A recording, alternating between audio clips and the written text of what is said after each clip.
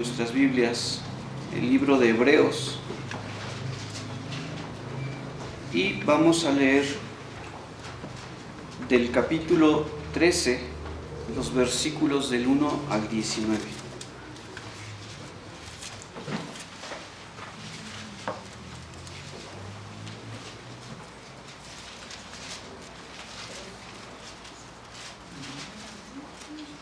Cuando lo tengan, se ponen de pie.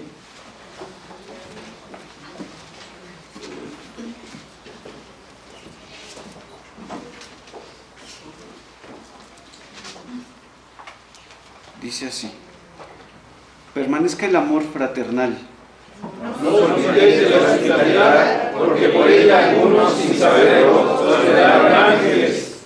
Acordaos de los presos como si estuvierais presos juntamente con ellos, y de los maltratados como que también vosotros mismos estáis en el cuerpo. Honrosos sean todos en el matrimonio y el hecho sin mancilla, pero a los fornicarios y a los adúlteros los juzgará Dios. Sean vuestras costumbres sin avaricia, contentos con lo que tenéis ahora, porque Él dijo: no te desampararé ni te dejaré. De manera que debemos decir confiadamente: el Señor es mi libertador, no temeré lo que me pueda hacer el hombre. Acordaos de vuestros pastores que os hablaron la palabra de Dios, considerad cuál haya sido el resultado de su conducta, e imitad su fe.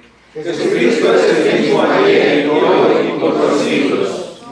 No os dejéis llevar de doctrinas diversas y extrañas, porque buena cosa es afirmar el corazón con la gracia, no con viandas que nunca aprovecharon a los que se han ocupado de ellas. Tenemos un altar del cual no tiene derecho de comer los que sirven al tabernáculo. Porque los cuerpos de aquellos animales cuya sangre a causa del pecado es introducida en el santuario por el sumo sacerdote, son quemados fuera del campamento. Por lo cual también Jesús, para santificar al pueblo mediante su propia sangre, padeció fuera de la puerta. Salgamos pues a él fuera del campamento, llevando su vituperio. Porque no tenemos aquí ciudad permanente, sino que buscamos la porvenir. Así que ofrezcamos siempre a Dios, por medio de él, sacrificio de alabanza, es decir, fruto de labios que confiesan en su nombre. Y de hacer bien y de la ayuda mutua no os olvidéis, porque de tales sacrificios se agrada a Dios.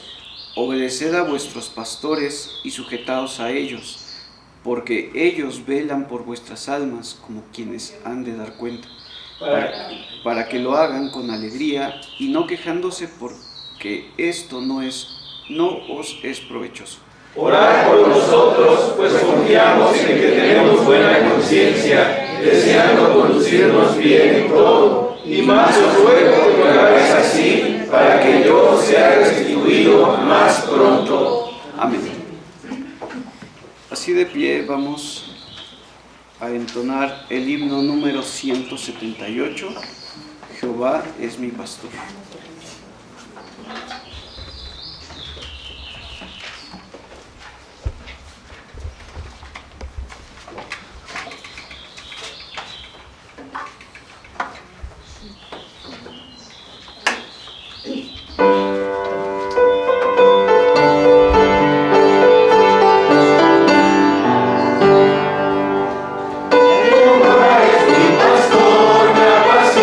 Con amor, en sus pasos delicados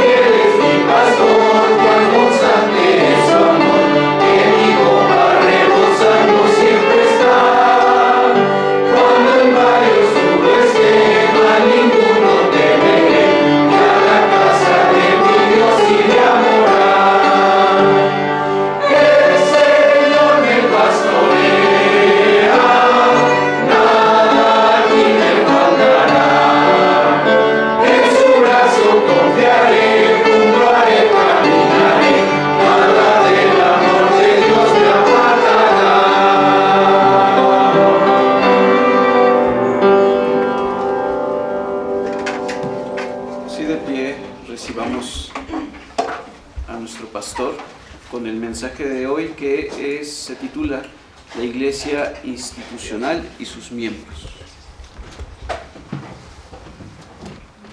Abramos la escritura, hermanos, en el libro de los Hechos, capítulo 2.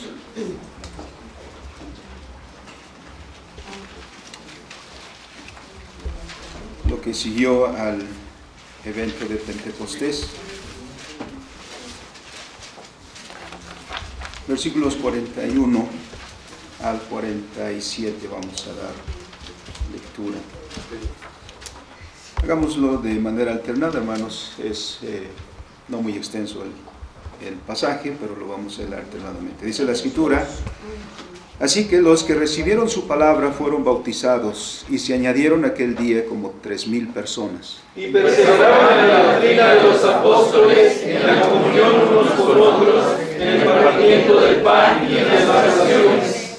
Y sobrevino temor a toda persona, y muchas maravillas y señales eran hechas por los apóstoles. Todos los que habían creído estaban juntos y tenían en común todas las cosas. Y vendían sus propiedades y sus bienes, y lo repartían a todos según la necesidad de cada uno. Y perseverando unánimes cada día en el templo, partiendo el pan en las casas, comían juntos con alegría y sencillez de corazón, alabando a Dios y teniendo favor con todo el pueblo. Y el Señor añadía cada día a la iglesia los que habían de ser salvos. Amén. Bendito y soberano Señor, te damos gracias, porque has, Señor, tenido misericordia de nosotros. Nos has llamado para ser tus hijos. Y ahora, reunidos así, Señor, como pueblo tuyo, leemos, como lo hemos hecho, esta porción de la Escritura, y oramos también, Padre, rogándote nos des entendimiento acerca de ella. Te lo suplicamos, Padre, en el nombre de Cristo Jesús. Amén. Amén. Tomamos nuestros lugares, amados hermanos.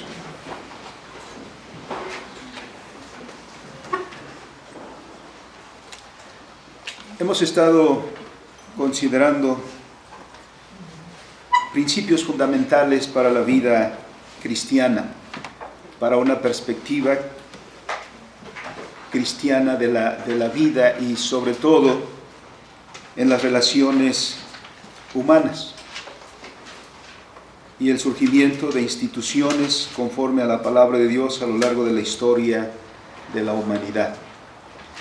Porque las relaciones entre los hombres no son ficticias o no son artificiales, como suele el día de hoy mencionarse muy a menudo, haciendo, por ejemplo, parecer que el matrimonio es una invención nuestra y que podemos, por lo tanto, nosotros decidir cuándo eso o se modifica, se cambia e incluso podría desaparecer. Por lo tanto, también se sienten con la libertad de poder tocar la familia y también modificarla a voluntad, con el fin de dar lugar a sus propios caprichos. A la luz de las Escrituras, somos instruidos respecto de todas estas cosas, porque la vida humana, porque el ser humano fue creado por Dios, y la vida humana se desarrolla a partir de los principios de Dios. Es a causa del pecado que nos hemos alejado y a causa del pecado que hemos distorsionado precisamente el vivir de los hombres. Y esa corrupción del pecado se manifiesta en todas las relaciones humanas. Y es menester que nosotros, que hemos sido restaurados, reconciliados con Dios en Cristo Jesús, traigamos también restauración en todas las relaciones de nuestra vida, como dice el apóstol Pablo, que las cosas viejas pasaron y aquí todas son hechas nuevas. Pero también dice que a nosotros nos ha dado el ministerio de la reconciliación. Pero la contradicción aparece en nosotros, que siendo reconciliados no hemos entendido los alcances de los principios del Evangelio. Y entre nosotros mismos la corrupción del pecado se manifiesta. en todos los órdenes de las relaciones humanas, en los matrimonios, en las familias, en el ejercicio de nuestro trabajo, en el desarrollo de nuestros talentos. También aparece el pecado y sus consecuencias, cuando nosotros deberíamos en el Señor traer alivio, restauración, porque la Escritura dice que la creación gime, esperando la manifestación de los hijos de Dios, con este propósito de traer alivio a la creación que subyugada al pecado sufre. Es por eso que en este punto el entendimiento nuestro acerca de los principios de Dios para la vida humana y para las relaciones son importantes. Visión, autoridad y poder son principios que debemos entender de manera que en todos nuestros aspectos, en todas las vidas, podamos aplicar esos principios para la gloria de Dios como expresión de su reino. Porque nuestra vida cristiana debe ser vida activa, no contemplativa, como solía decir San Agustín, mirando ese dualismo. Los cristianos no somos llamados a transcurrir una vida pasiva, una vida meditativa, sino una vida comprometida, activa en los términos del señorío de nuestro Señor Jesucristo. Porque nosotros, en el contexto de la revelación de la palabra, como heraldos del Rey y ciudadanos del reino, debemos traer expresión a ese reino ahora mismo. Por eso hemos dicho en otras ocasiones que el reino de Dios no es una realidad futura. En el futuro ese reino llegará a su plenitud. Pero ese reino ya comenzó cuando nuestro Señor Jesucristo vino. Él mismo dijo: si yo por el dedo de Dios echo fuera a los demonios, eso significa que el reino de Dios está aquí, está presente. Y en ese mismo ejercicio de autoridad del Señor en Mateo 28, 18 dice: toda potestad me es dada en el cielo y en la tierra, lo cual quiere decir que el Señor Jesucristo ha recibido toda autoridad sobre toda la realidad. Él es el Rey. No dice que será el Rey, es que ya es el Rey. Y nosotros como sus hijos somos también ciudadanos del reino, como es esbozado en el Sermón del Monte. De manera que ser de Cristo implica para nosotros una alta responsabilidad. ¿Cierto? El reino llegará a su expresión plena cuando el Señor Jesús regrese y Él inaugure los nuevos cielos y la nueva tierra. Pero entre tanto llegamos allá, o entre tanto el Señor regresa, nosotros debemos entender cuál es nuestra vocación, para que entonces echemos mano de esa tarea y desarrollamos y cumplamos nuestra misión de ser luz y sal en esta tierra. Hemos estado esbozando entonces, hermanos, eso.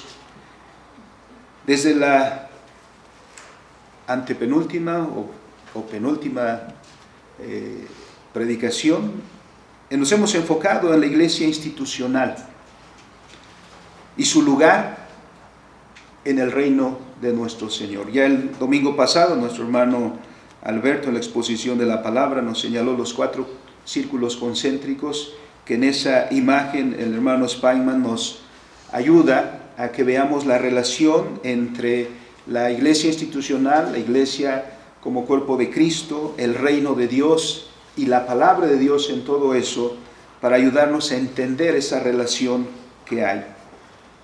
De manera que continuando entonces con eso, hermanos, y hablando ahora de la iglesia institucional, pero particularmente dirigiéndonos a sus miembros. No lo podremos hacer de manera abstracta, es decir, extrayéndolos, sino siempre en relación de esta comunidad a la cual pertenece. El domingo pasado enfocándonos particularmente en sus oficiales, pero como fue visto, al hablar de los oficiales no podemos solo enfocarnos en ellos, sino sin tomar en cuenta la relación con el pueblo del Señor. Pero nuestro interés va en ese punto, que nosotros como creyentes, como miembros de la iglesia institucional, también sepamos cuál es nuestra tarea y podamos ser eficaces en el cumplimiento de nuestra vocación también en este aspecto. Como hemos visto, las cosmovisiones juegan un rol fundamental en el desarrollo de nuestra vida. Nos ayudan a enfocar nuestra vida en su totalidad y cada parte en particular. Las cosmovisiones, particularmente la cosmovisión naturaleza-gracia, ha privado en gran manera a la Iglesia de ser eficaz, porque el enfoque naturaleza-gracia ha moldeado nuestro pensamiento, ha moldeado nuestra manera en que vemos la realidad y entendemos nuestra vida en ella. Ha dividido nuestro enfoque de ver una realidad unificada a ver una realidad dividida en términos de dos reinos. Un reino, el reino de la gracia, y otro reino, el reino de la naturaleza. De estos dos reinos, el reino de la gracia es estimado como superior, incluso intentando subyugar al reino de la naturaleza bajo su señorío. Esto ha traído consecuencias que todos conocemos. Los ministerios eclesiásticos son tenidos como ministerios superiores a todos los demás. Incluso estos ministerios pretenden detentar en exclusividad el servicio a Dios. Por eso hemos referido a una pregunta muy común que se nos hace: ¿cuánto tiempo le dedicas al Señor?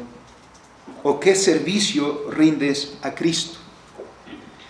La pregunta de principio ya está mal, porque está hecha desde una óptica dualista, una óptica de los dos reinos. Y desde esa óptica, considerando a la esfera eclesiástica como la más importante, la pregunta lo que busca es: ¿cuánto tiempo dedicas a lo eclesiástico o a lo que tiene relación con ello? ¿O cuál es tu ministerio eclesiástico si tienes alguno? Obviamente, la respuesta se ve limitada a ese enfoque. Y muchos cristianos sentirán una gran tristeza porque pensarán que no hay una manera desde su enfoque o desde su parte de servir a Cristo. Eso ha reducido enormemente el impacto que los creyentes tenemos en el entorno en el cual vivimos. Eso ha hecho que la iglesia se vuelva irrelevante. Eso hace que la iglesia, incluso por los incrédulos, sea vista solo como un conjunto de personas que se reúne dominicalmente celebrando un culto. Pero después de eso, la iglesia no tiene más presencia importante en la sociedad. Desde este punto, entonces, debemos partir y retomar el principio del oficio desde la perspectiva bíblica. Porque desde la perspectiva bíblica, el oficio lo compartimos todos los creyentes, porque significa que todos compartimos aquella vocación para la cual fue creada el ser humano desde el principio, en Génesis 1:26.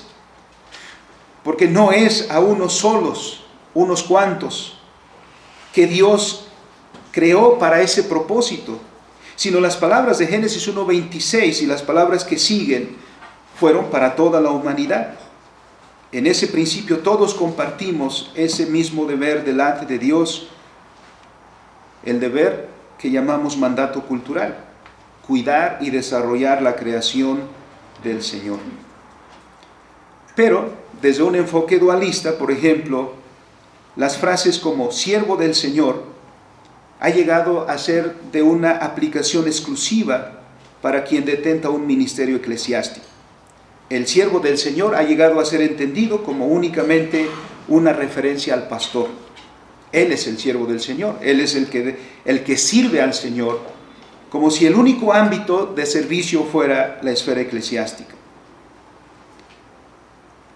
Debemos ampliar ese significado, el significado de esa expresión, porque siervo del Señor es el ser humano en cuanto ser humano. Y el servicio al Señor se va a especificar cuando cada uno de los creyentes en la gracia del Señor reciba una vocación particular. Pero todos nosotros somos siervos del Señor. Ni uno de nosotros es más siervo, ninguno de nosotros es menos siervo, sino todos somos siervos. Y hablando entre nosotros, somos consiervos. ¿Y qué papel juega la iglesia institucional en todo esto? Que los creyentes en Jesucristo, que son llamados a tener esta vocación, son llamados a escuchar la voz de Dios en la iglesia institucional. Porque la tarea central de la iglesia institucional es la proclamación de la palabra direccional. Así es como vamos a desglosar lo que la Escritura dice. En primer término, la iglesia como institución no es un invento nuestro. Cierto, como dice Calvino en La Institución, cierto que la religión se ha usado erróneamente. Cierto que los líderes eclesiásticos han sido vivillos y han abusado de su vocación. Cierto que ha habido malos líderes, malos pastores, malos profetas, como en la antigüedad. Los profetas menores refieren que los jueces juzgaban, pero favorecían a aquel que podía pagar por ello. Es decir, la justicia se compraba. Pero también los profetas y los sacerdotes, los profetas, antes de profetizar, preguntaban qué iban a recibir. Porque de acuerdo a la pedrada, ¿cómo se dice? ¿No? Entonces, si el compartimiento era generoso, la profecía salía generosa. Pero si había un pobre que no tenía nada que dar, pues la profecía salía también, por lo menos pobre y en otros casos negativa. ¿Cuántos hemos perdido la visión en el ejercicio de nuestra vocación? El Señor llamó a una iglesia, pero la iglesia no es un fin en sí mismo. La iglesia institucional no es un fin en sí mismo. La iglesia institucional, como dice Calvino, es la escuela del reino de Cristo. Ahí donde se forman los creyentes en la voluntad de Dios, voluntad que después van a aplicar en su vida personal y llevándolo a todos los ámbitos de su vida. El pasaje que hemos leído, hermanos, en Hechos, capítulo 2, a partir del versículo 41, miramos que la iglesia es el conjunto de los creyentes. Eso afirmaron nuestros padres reformados en el siglo XVI, cuando la iglesia romanista, por el término iglesia, se refería solamente al aparato eclesiástico. Es decir, ellos eran la iglesia, todo el aparato eclesiástico, pero no los creyentes. De ahí que se desarrolla estos vocablos para diferenciarlos, el clero y los laicos. Los laicos es el pueblo. Y sucede hasta el día de hoy que cuando uno le pregunta, hermano, ¿y tú qué haces en la iglesia? Yo soy un simple laico, ¿no? Como diciendo, yo soy un simple creyente común y corriente, no soy de la élite clerical. Muchos vivimos con ese enfoque, pero en el principio, y la Escritura misma no nos enseña a diferenciar eso. Hemos dicho que delante del rostro de Dios todos somos iguales, por eso decimos todos somos siervos. Las diferencias entre nosotros son diferencias de vocación. Y esas son o vienen de Dios. Pero lo que leemos en Hechos capítulo 2 nos menciona que los obispos, los diáconos, los creyentes son la iglesia. Dice la palabra del Señor, los que recibieron la palabra de Dios, ellos fueron bautizados y se añadieron aquel día a la iglesia como 3,000 personas. Y termina este capítulo diciendo, y el Señor añadía a su iglesia cada día los que habían de ser salvos. Entonces, miren, no somos nosotros sino es el Señor que llama y es el Señor que incluye en su iglesia a los que Él mismo salva en Cristo Jesús. ¿Y qué es lo que los une a todos? ¿Qué es lo que los cohesiona? La palabra. Por eso es que cuando me encuentro algunos hermanos que ya los vi en una iglesia y tiempo después los veo en otra iglesia y tiempo después en otra iglesia, me pregunto, ¿qué están buscando? Algunos están buscando un lugar donde la alabanza sea la que les gusta. Estoy en este lugar porque la alabanza aquí es muy, muy bonita. Otros están ahí porque la liturgia será muy vistosa. Y habrá otras razones por las cuales estemos buscando un lugar donde sean, hoy se usa mucho la palabra friendly, ¿no? No sé, como muy creyente friendly, ¿no? Es decir, que sea muy amistosa con las personas y que no sancione tanto, que no predique de pecado, que no predique de la ira de Dios, más light, más friendly, pues, ¿no? Que admitan la ¿no? Decía en Berkov, de la teología ancha, de la teología amplia, de la que en la que caben todos, ¿no? No. Buscamos este principio porque lo que cohesiona a los creyentes es la verdad. Y eso es lo que cada creyente debe tener muy claro desde el principio. ¿Por qué está en la iglesia? No porque el pastor es simpático, no porque es un buen ambiente, no porque hay buena música, no porque hay buenos ágapes, sino la principal razón por la que estamos juntos es por la palabra. Dice, y todos los que estaban aquí reunidos recibieron la palabra. Entonces, obispos, diáconos, pastores, creyentes, todos conformamos la iglesia porque todos estamos unidos en la verdad. La diferencia es de oficio, que algunos de esta comunidad son llamados para ser pastores, otros para ser ancianos, otros para ser diáconos. Pero como vimos el domingo pasado, estos no son para enseñorearse. Estos oficios son de servicio. Y el Señor Jesucristo mismo nos dijo, o nos dio un ejemplo de ello. Los señores del mundo están buscando que los demás les sirvan, que les abran la puerta, que les sirvan un vaso de agua. El Señor Jesucristo, cuando se reunió con los suyos para tener una cena con ellos, y no había el sirviente que era el que hacía todo este trabajo, siendo el Señor, no le dijo, a ver Pedro, tú vas a hacer este trabajo aquí. O no le dijo, Mateo, tú vas a hacer este trabajo.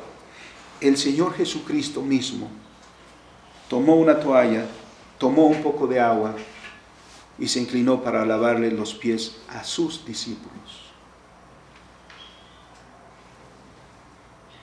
El liderazgo es para servir, no para enseñorearse. Y Pedro se los recuerda después en la primera carta, capítulo 5. No se enseñoreen de la grey del Señor.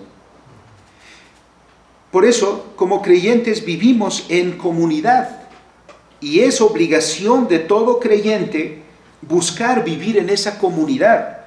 El artículo 28 de la Confesión de los Países Bajos dice que no es correcto que alguien quiera vivir en el aislamiento, sino que es su obligación buscar una comunidad en Cristo a la cual unirse, como dice Hechos capítulo 2.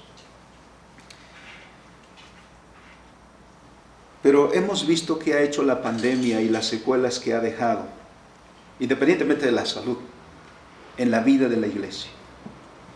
La pandemia probó nuestro sentido de comunidad. Nos aislamos, nos separamos. Ya pasó el tiempo de la emergencia. Y muchos continúan alejados de la comunidad de fe. ¿Cómo se puede practicar la comunidad en un videoculto, en una videopredicación? Necesitamos de la comunidad, del compañerismo, del afecto cristiano, como los primeros creyentes, porque fruto de haber recibido la palabra, dice el versículo 42, perseveraban en la doctrina de los apóstoles, pero venía con ellos la coinonía, venía con ello la comunión unos con otros, que también se sentaban juntos para partir el pan y para compartir las oraciones. Porque lo que la palabra de Dios dice se debe encarnar en los hijos de Dios, porque el Evangelio no son palabras, el Evangelio debe encarnarse, el Evangelio debe moldear nuestra vida. Nosotros debemos ser, por decirlo de alguna manera, el Evangelio caminando. Que todos puedan ver lo que el Evangelio, la sana doctrina, la verdad que escuchamos, cómo se expresa.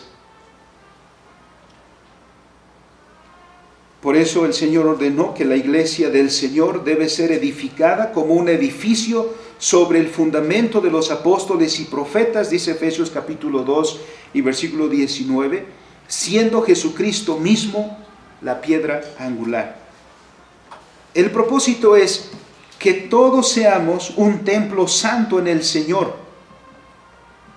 Por eso los cristianos no tenemos una existencia pasiva como iglesia de Cristo.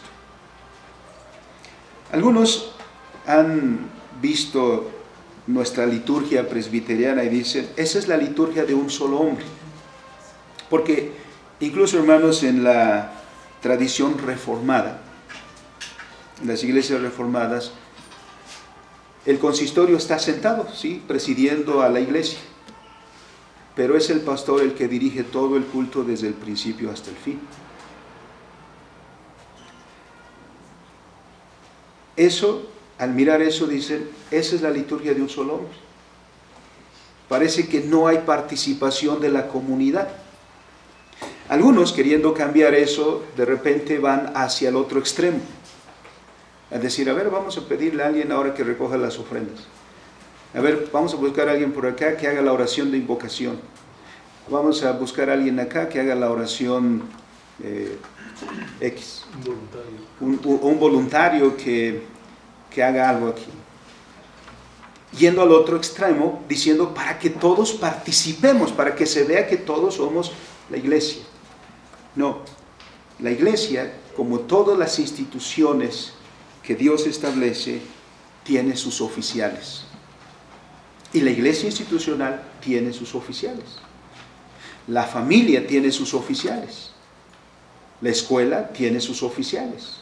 Y así, cada uno tiene aquellos a quienes Dios ha dado la responsabilidad de ese trabajo, de ese aspecto de su reino. La iglesia presbiteriana no es la liturgia de un solo hombre. Aquí participamos todos. Por eso el canto es congregacional, por eso la oración es congregacional, la lectura de la palabra es congregacional. Todos estamos participando constantemente bajo la dirección de aquellos a quienes Dios ha autorizado para hacer su trabajo. Como ya lo vimos, no voy a repetir el sermón de la semana pasada.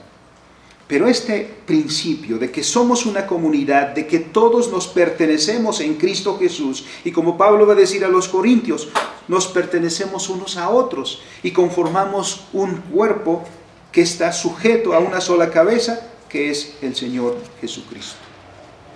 Entonces, nadie puede decir, yo me hago a un lado. Nadie puede decir, yo no participo.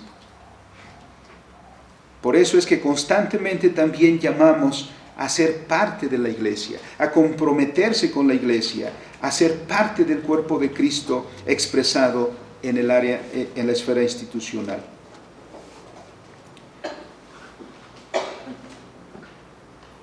En Hechos 6, miramos que la participación de la iglesia, además de ser una comunidad y de asegurarse que esta comunidad esté siempre viva, la participación de los creyentes también está en la elección de sus oficiales. Por eso, hermanos, miren, cuando el consistorio dice, hermanos, nos vamos a reunir porque es necesario que elijamos oficiales, aquellos hermanos que en sus casas dirán, es reunión congregacional y van a tratar de la votación para elegir a un diácono, a un anciano, a un pastor, que lo elijan ellos. Ese es un menosprecio del deber que el Señor le está dando a usted. Porque después se queja. Y es fácil echar culpables, decir, ustedes escogieron. No, tú también por tu negligencia, porque descuidaste. ¿No?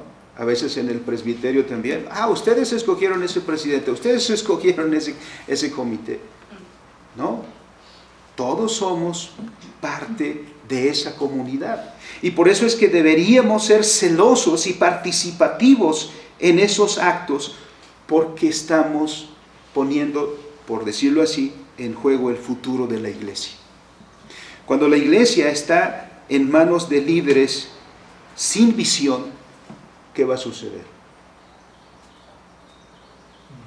Bueno, ¿qué iglesia veía Martín Lutero? ¿Qué iglesia veía Juan Calvino en el siglo XVI? La iglesia que se decía Iglesia de Jesucristo. Si el mismo Erasmo de Rotterdam hace escarnio de los líderes eclesiásticos, llamándoles teologastros, que adoraban más el vientre, ¿no? Es decir, lo que estaban más interesados es en su propio bienestar. Pero Hechos 6 dice que corresponde a los creyentes todos, miembros y oficiales, precisamente asegurarse de un buen liderazgo para la iglesia institucional. En Hechos 6 tenemos a los hermanos. Miren cómo los líderes de la iglesia no dicen, vamos a hacer aquí un team back, nosotros nada más, ahí les avisamos luego. No, ellos dijeron, hay una problemática, reunamos al pueblo de Dios, reunamos a la iglesia, y le dijeron a la iglesia, hermanos, tenemos un problema. Escojan, no lo hicieron los apóstoles, le dijeron a la iglesia, escojan ustedes. Pero no a capricho, porque siempre está la palabra de Dios. Nunca debemos olvidar que la palabra de Dios es nuestro principio rector, es nuestro principio normativo. Es a la palabra de Dios, porque si no, entonces, hermanos, luego vamos a dar lugar a los caprichos de nosotros. A mí me gusta así, y a mí me gusta así, y a mí me gusta así. Debemos apelar siempre a la norma establecida para nuestra vida, que es la palabra de Dios. Ellos dijeron, hermanos, escojan entre ustedes varones llenos del Espíritu, sabios, de buen testimonio, maridos de una sola mujer, no codiciosos, no amadores de ganancias deshonestas, etc. ¿Quiénes participaron en esa elección? La iglesia, los creyentes, los hermanos y las hermanas se reunieron ahí y viendo la vida de los creyentes, viendo cómo vivían los hermanos en Cristo, entonces dijeron, a este hermano, a este hermano, a este hermano y a este hermano, ¿no? En conclusión, 7 hermanos, a los cuales les dijeron, ellos. En ellos hemos visto todo eso que nos han dicho. Porque los oficiales deben probar constantemente con sus acciones la palabra de Dios. Esa es la razón de su lugar de liderazgo, de guía. Les es otorgado porque la iglesia ve en ellos visión, ve en ellos conocimiento. Por lo tanto, los mira como aptos para el servicio que se necesita. Como en nuestro país de repente nos desilusionamos de aquellos que tienen el deber en un evento catastrófico de hacer llegar los bienes que necesitan las personas que están en necesidad. La gente con todo ánimo lleva agua, lleva jabón, lleva frijoles, lleva todas las cosas que son necesarias para ayudar a aquellas personas que están en necesidad. Y algunos meses después encontramos que en las noticias, en X lugar, encontraron una bodega donde estaban el tráiler ahí con todos los víveres. Entonces uno dice, ¿para eso? No hay ánimo de servicio, no hay preocupación por su prójimo. ¿Por qué? Porque no los escogemos como debiéramos. Si luego aparecen en el tianguis, no se extrañen, ¿no?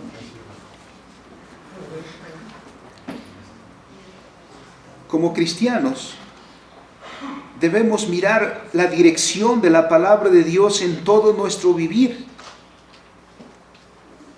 en todo nuestro quehacer, porque la palabra de Dios no solamente es para la esfera eclesiástica. Aquí estamos hablando de la esfera eclesiástica, pero la palabra de Dios impacta toda la vida.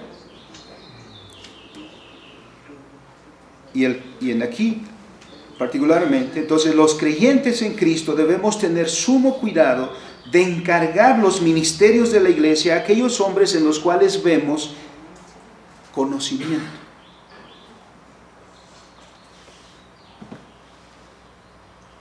De hecho, el término diaconía, de donde viene diácono, también es aplicado a los pastores, a los apóstoles, porque está calificando que el apostolado y otros ministerios son calificados por el servicio. Constantemente deben ser vistos de esta manera. Por eso, 1 de Pedro capítulo 5, versículo 1, el apóstol Pedro, dirigiéndose a los consiervos, dice, sean ejemplos de la grey. La iglesia sabe quiénes somos. Por eso vivir en comunidad, hermanos, nos da esa posibilidad, ¿no? Ustedes saben, hermanos, cómo trata el esposo a su esposa aquí. O cómo tratan los padres a los hijos aquí. O cómo nos saludamos unos a otros. O bien, cómo no nos saludamos unos a otros. Para que tengamos precisamente ese conocimiento y digamos, el hermano es idóneo para este ministerio. Y no estemos lanzando la moneda al aire cuando encargamos a alguien que se encargue de una tarea. Los miembros participan. Por eso en las confesiones y nuestros catecismos, y Juan Calvino en el libro 4, precisamente lidiando contra la iglesia romanista, donde no le preguntan a la grey quién va a ser su diácono, quién va a ser su pastor, quién va a ser su obispo, porque eso viene de arriba para abajo. Eso viene de la clerecía, ¿no? Ellos defienden que la participación de la iglesia, además por el deber de los creyentes, de vigilar por el bienestar de la iglesia, porque se trata del bienestar de la iglesia de Jesucristo.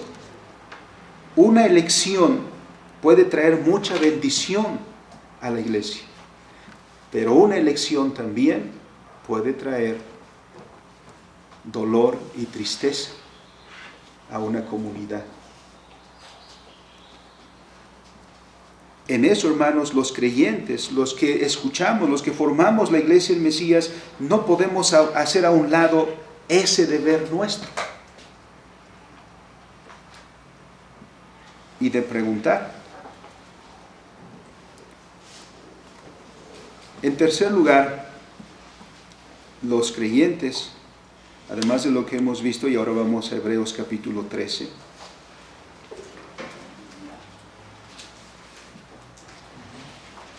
debemos tener en estima a los oficiales que el Señor nos da.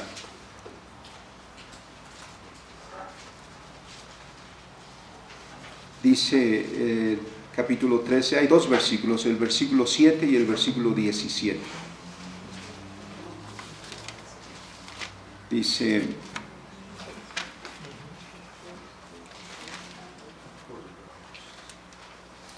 el versículo 7, acordaos de vuestros pastores que os hablaron la palabra de Dios, considerad cuál haya sido el resultado de su conducta e imitad su fe.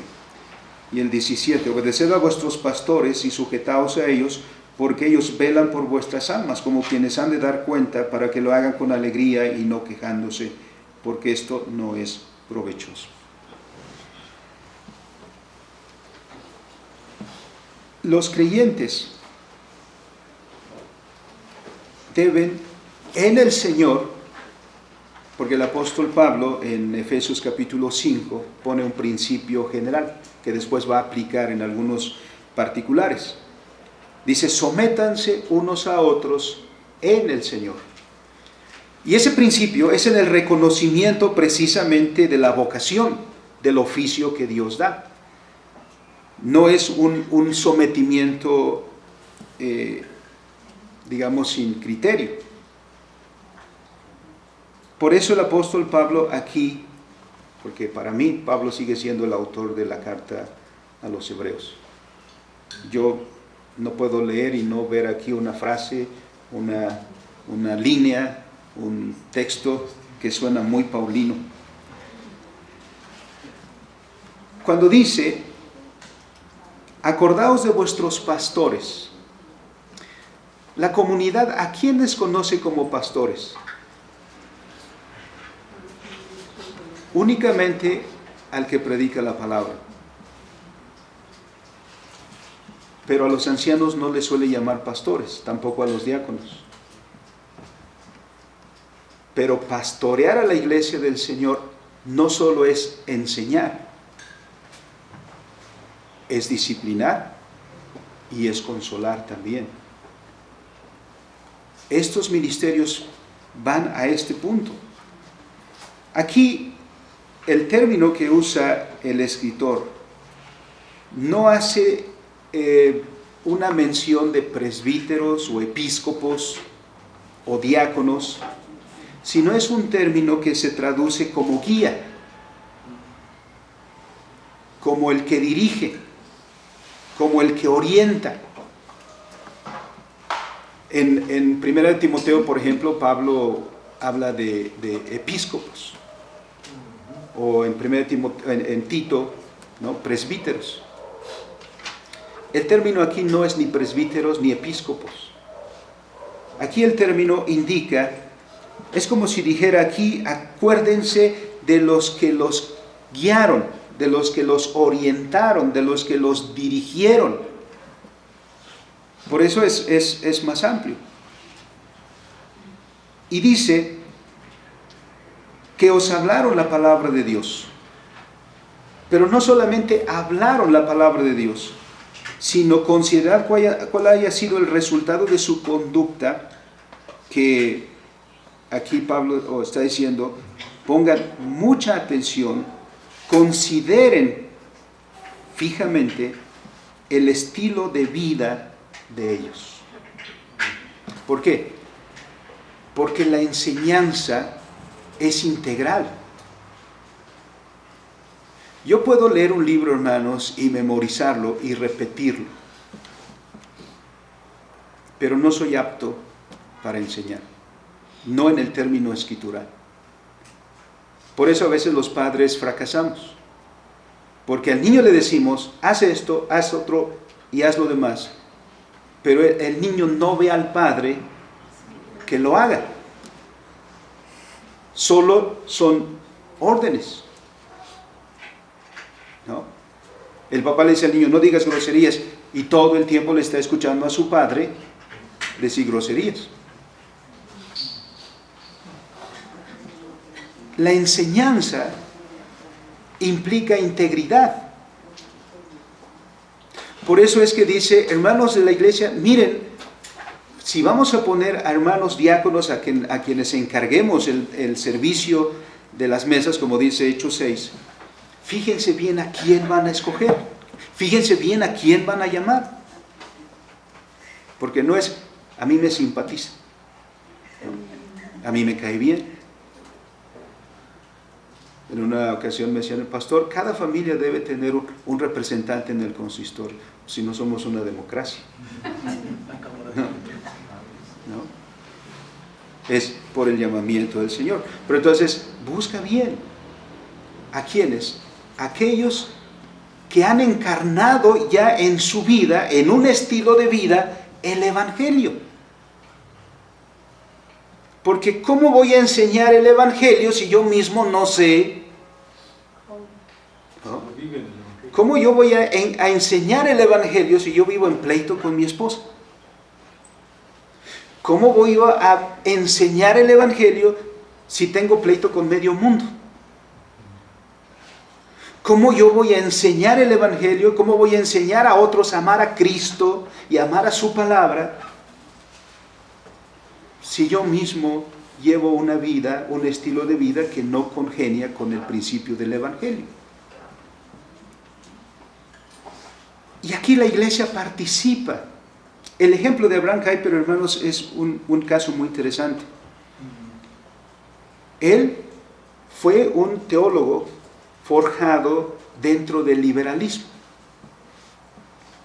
Y lo enviaron a predicar a su primera iglesia, una iglesia rural, una iglesia en un pueblito, gente muy humilde. Pero gente muy comprometida. Creyentes muy comprometidos con los principios de la fe escritural.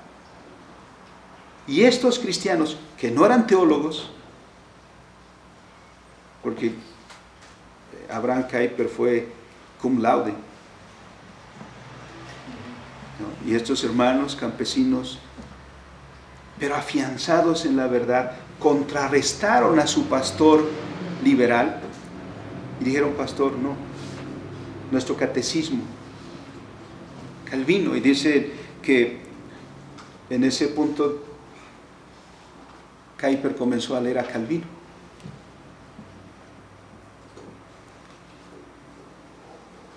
Todos conocemos al Kuyper calvinista, al Kuyper de las lecture stones sobre el calvinismo,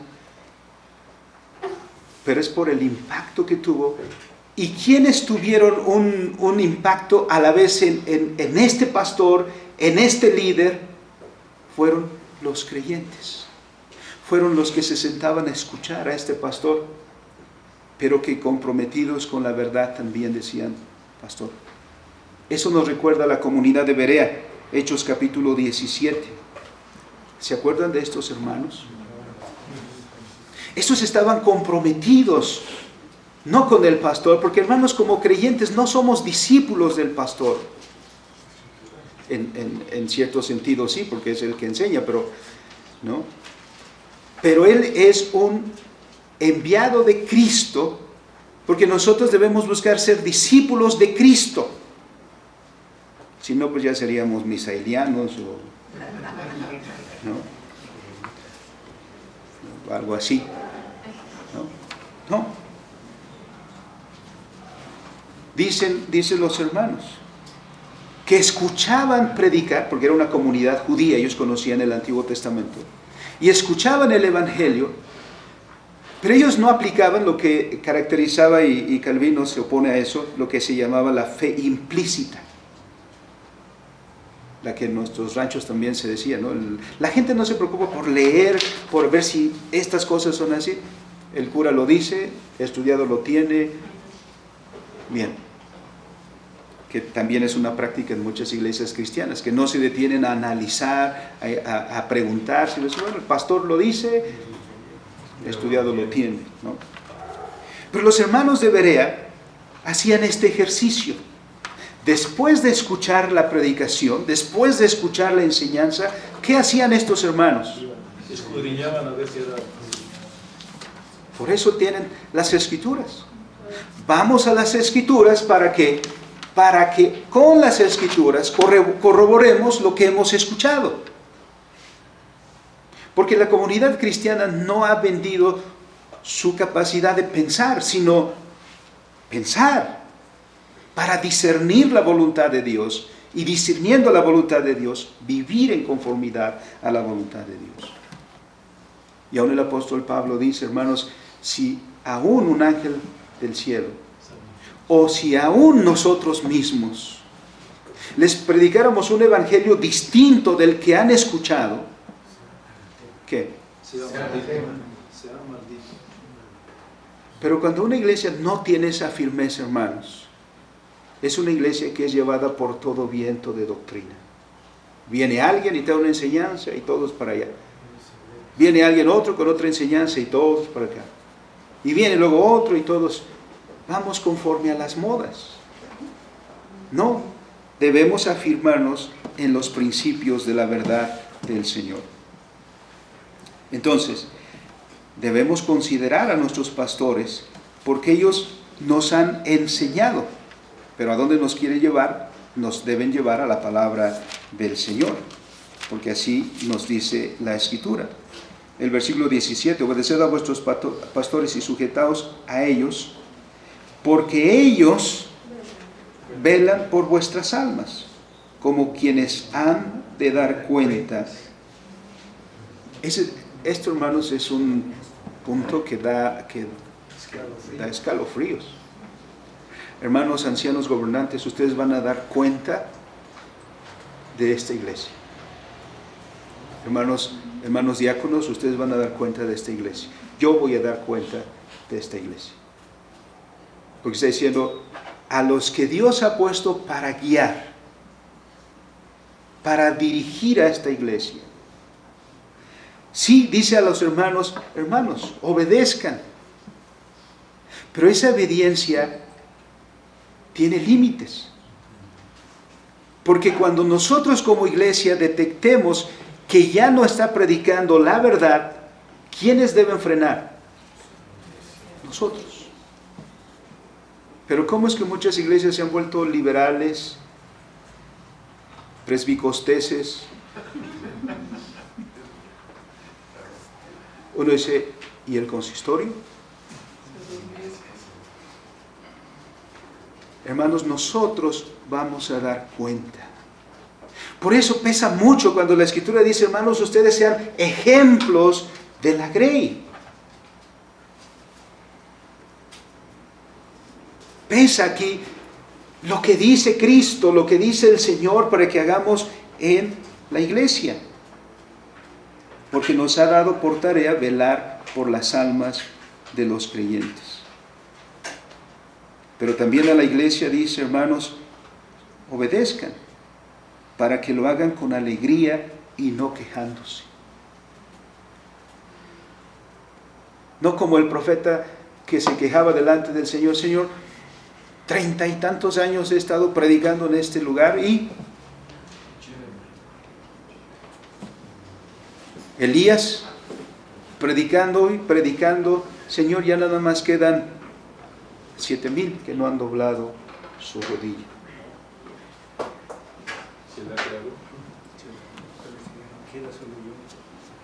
Dios consuela siempre, hermanos. Pero esto es un compromiso al que el Señor nos llama. Para ir concluyendo entonces, hermanos. La iglesia en la que estamos y de la que somos parte es la iglesia de Jesucristo, en donde todos participamos comprometidamente, cada uno en el lugar que Cristo le ha dado. Unos para dirigir en su nombre para procurar la edificación de este grupo de hijos de Dios en Cristo Jesús. Pero nosotros, como miembros de la iglesia, también este deber de participar activamente en la edificación de nuestros pastores, de nuestros líderes, para que la iglesia de Jesucristo sea edificada y sea como un edificio santo en Cristo nuestro Señor. Porque si nosotros que dirigimos daremos cuenta al Señor, también ustedes, amados hermanos, darán cuenta al Señor. Hemos estado hablando del liberalismo, del secularismo. ¿Quiénes serán los culpables de la secularización del mundo?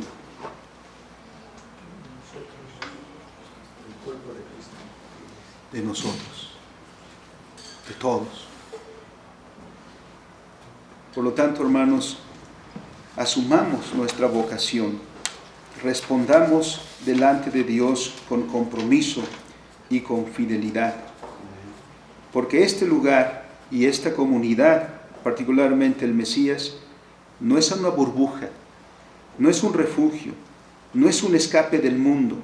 Debe ser una escuela del reino de Cristo, donde los hijos de Dios sean capacitados escuchando siempre la verdad que edifica, para que adquieran conocimiento de la voluntad de su Señor y Salvador, y habiéndola entendido cuando salgan, habiendo terminado este culto, sepan lo que deben hacer en todos los ámbitos de su vida.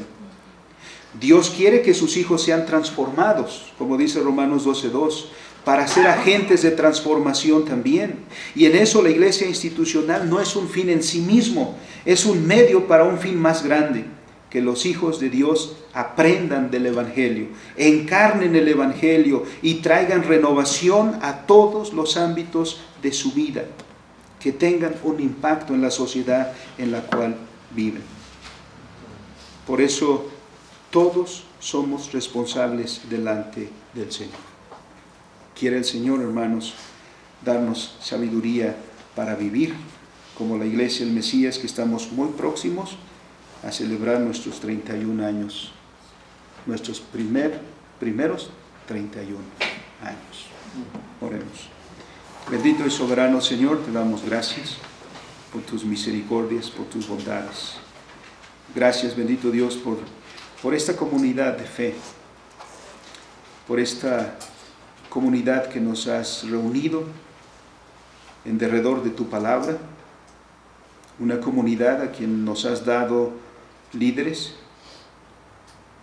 pero los creyentes también comprometidos, Señor, para que todos en esa unidad, en esa comunidad, bajo el liderazgo de nuestro Señor Jesucristo, crezcamos conforme a la voluntad que nos es revelada, para dar testimonio no solamente en estas 4 paredes, sino aprender la voluntad, Señor, voluntad que implementaremos cuando salgamos de este lugar, para gloria tuya. Te alabamos, Señor, por Cristo nuestro Salvador. Amén.